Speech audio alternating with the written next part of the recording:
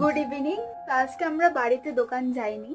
তো এখন বাজে প্রায় ওই 7:30 পৌনে 8টার মতো।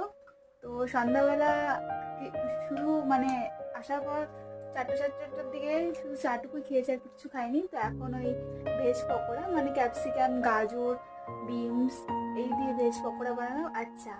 তো এই হচ্ছে আমাদের চা, এইদিকে ভেজ পকোড়া, এদিকে উনি খাচ্ছে। ওনার আসছে আবার জ্বর। পকোড়াটা কেমন হয়েছে? ভালো।